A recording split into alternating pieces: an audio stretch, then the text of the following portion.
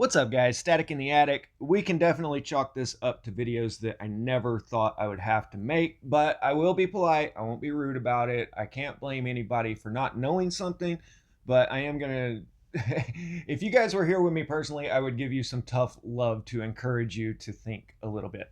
This happens all the time on job sites, and it's not me being malicious or, truly mean in any way whatsoever. It's just making light of a situation, joking around, saying, "Hey, man, you need to either smarten up or buck up." So over the next couple days, I'm going to release. Right now, I can think of 4 short videos that have easy explanations. That's all there is to it. Some obvious, some not. But this one will be how to make thousands of bricks easily by hand. Lifting multi-ton stones easily, one guy, one old man.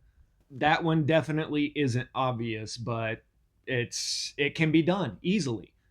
A simple, straightforward explanation of the orphan trains and an explanation for Vanilla Sky that I cannot believe is even a thing, but I will show you and prove to you why that happens. So in the video I put out yesterday, I said, I can't believe that people don't understand how bricks are made, where they come from, all of this. And I was showing a picture of this dirt road that is nothing but red clay, because red clay is everywhere, that I will show here in a minute. But this was literally the top comment from that video yesterday. There's 24 thumbs up to this one comment. So I'm going to do a video on it and explain it real quick. If you guys have been reading, let's skip halfway down. Explain to us where all the red bricks came from. Notice the picture of the red clay dirt road up above this. I bet if someone were to estimate the number of red bricks on our planet, it would certainly be in the billions. Wouldn't surprise me if it were in the trillions. Yeah, me neither. It wouldn't surprise me in the least little bit, and it doesn't surprise me in the least little bit that people have made this many bricks. And then let's scroll down to the bottom, and you can see 23 thumbs up on this question. For me, I'm still highly astounded and amazed if others believe that that's a fault in your character. Okay, first off, no, it's not a fault in your character. I don't blame anybody for not knowing something, but you're watching a video here on YouTube. You have the same internet connection that I do. You have the same ability as me to look this up for yourself and educate yourself. Now, I personally have a great respect for my ancestors that came before me and built all of these magnificent structures that are still standing after who knows how long. Those were amazing feats of engineering and architecture that they accomplished. And what I've been trying to explain to everybody is mankind has been much more advanced than the mainstream gives them credit for, and especially YouTube gives them credit for, because according to YouTube, nobody could do anything unless they had bulldozers and electricity, and you guys are flat out wrong. And I am really tired of this tiptoe around everybody's feelings and we all have equal voices. No, you have someone that is intelligent and articulate has much more of a voice than someone who doesn't know anything and can't express themselves well. That's the difference between most channels, getting a bunch of subscribers and other channels not getting subscribers. But trust me, YouTube plays a big role on that. And I keep telling you guys, this whole Tataria narrative is heavily endorsed by YouTube and Google. They want you to believe this Tataria BS because it's helping them erase history. And I'm going to dedicate this video to UAP because this was literally the very last video that I watched from him a few months back. It was a 25-minute video of him not being able to figure out how to make bricks by hand back in the day. And this is kind of driving me crazy. Bro, UAP, you're supposed to be on here explaining things for people, helping to clarify the truth. I mean, you're considered one of the truther channels out here, but you're doing this and just confusing everybody because you know that if you keep along with this Tataria narrative, which is don't look into anything and just ask questions, because now we question everything. We don't answer anything. We just question things. So, bro, if you or any of the other channels out there need help figuring out how these ancient structures were built, I can do a lot to help you out. staticintheattic1984 at gmail.com. We'll do a show together. We'll explain how all this stuff is done. Now, no, I can't explain Puma Punku and things like that, but guys, we're talking about very basic, simple construction techniques here. Now, I was glad to see that the 7 replies to the original question. Most people know how to make bricks, but let's just be thorough here. Because according to people like Tim here, the bricks are the smoking gun that nobody could have possibly done this without electricity and all this. And guys, people have been a lot more advanced than you're given credit for a very long time. But he references this video from the Townsends, and I love this channel. These guys are great.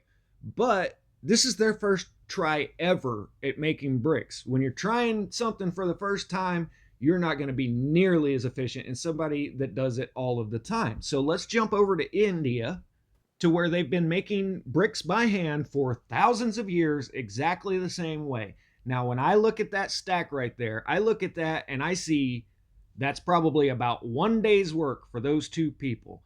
In this whole video, which I'll leave the link to down in the description box, I counted about 6 people out here total.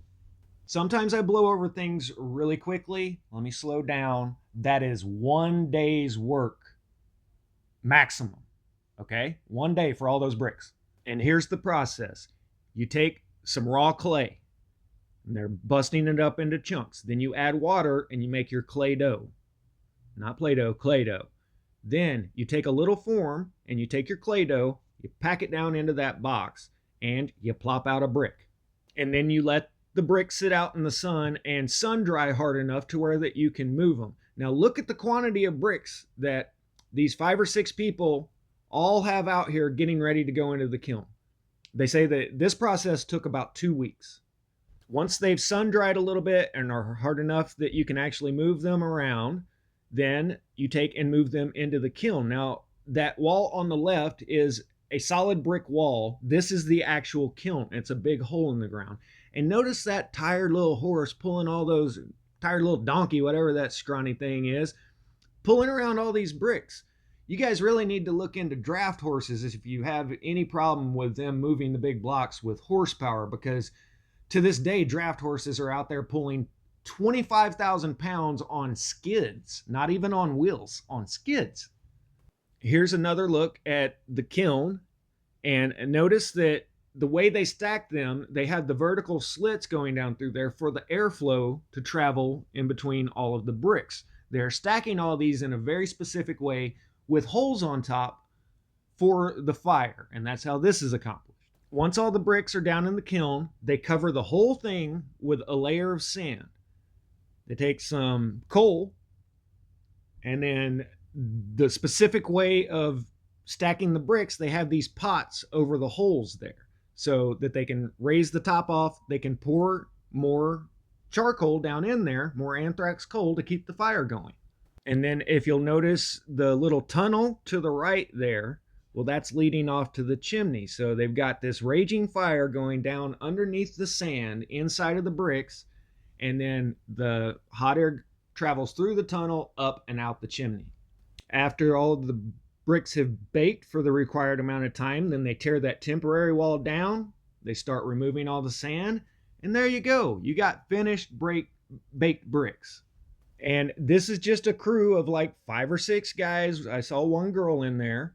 This is just a handful of people, and that looks like about probably 10,000 bricks that they made in that one batch.